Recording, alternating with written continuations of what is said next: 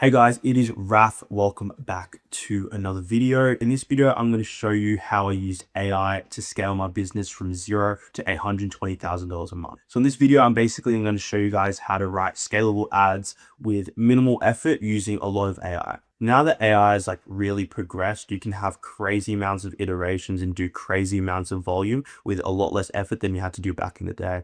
The best AI to use when you're writing ads is Claude. Again, it's just better than everything else. Some people use ChatGPT and stuff like that. Stop using it. Only use Claude. Nothing else compares. It's got such a good long context memory. You can hold and store the entire brand brief in a Claude project, which is great. And again, the projects feature just allows you to keep the voice, the tone, and the language consistent amongst hundreds, if not thousands of creatives in that project. The way Claude speaks as well is a lot less generic. So a lot of people can't tell that it's AI. When you've got ChatGPT and stuff like that, it's a lot more generic in the language they use. So people can easily tell that it's AI, and you have to go edit a lot more than you would have to do with Claude. But the most important thing when you are using AI is prompting. Again, if you have bad project instructions or you have a bad prompt, it's just going to mean that you're going to have a poor script and bad output. You've got to make sure that you put a lot of time and effort into creating the right prompts so you get a good result. You do need to figure out what works for you. So it's not going to be exactly the same for each brand in the way prompts are written and everything like that. But again, you just got to use a little bit of trial and error and then you'll get it right. You do also want to be constantly updating your project and constantly changing your prompts, just because otherwise every ad's going to sound the same. And then realistically, you're going to have 500 ads that are all reiterations of each other rather than having net new concepts. But for the first 40 to 50 ads, it should be okay.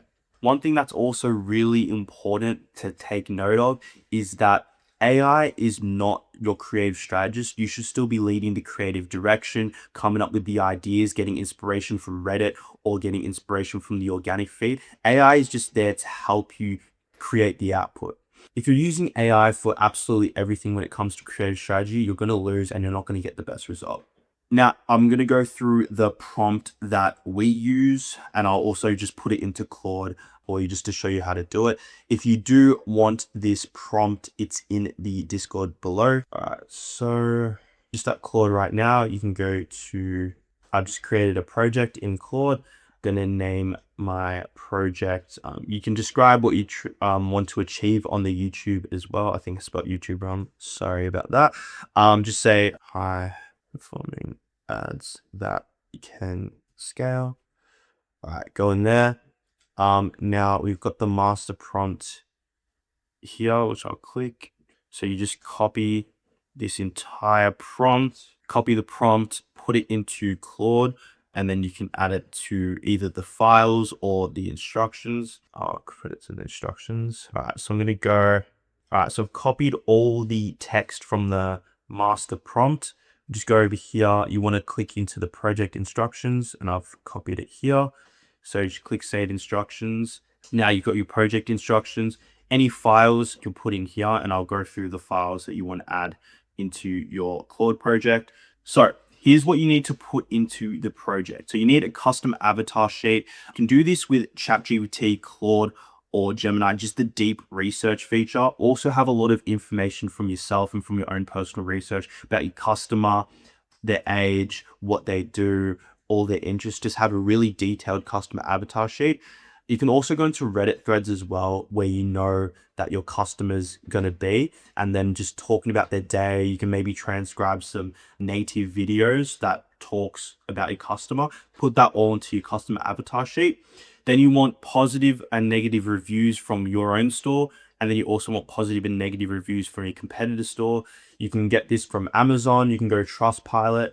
Trustpilot's really good. And you can also go to Reddit. If there's any mentions of any of your competitors on Reddit, you can copy whatever information they're providing that.